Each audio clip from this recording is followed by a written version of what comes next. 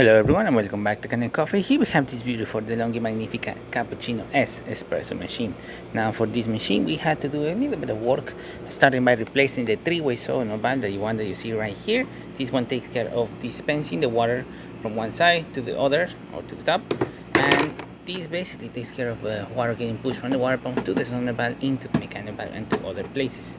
Once we replace that, we also had to replace the mechanical valve of the machine. As you can see, doesn't look that great and it's actually clogged inside, so it was not letting water pass freely through the entire system as it should. So that's all we'll do in this espresso machine, and I'm gonna be doing it in standard coffee. As you can hear and see that things are getting grinded perfectly fine. Transmission moves going from this position all the way to the root position, going inside the mechanical valve, water pump pushing water through the solenoid valve and into the system, going all the way to the mechanical valve and then going into these spouts. And as you can see, nice steady stream coming out of the machine. Excellent crema as well.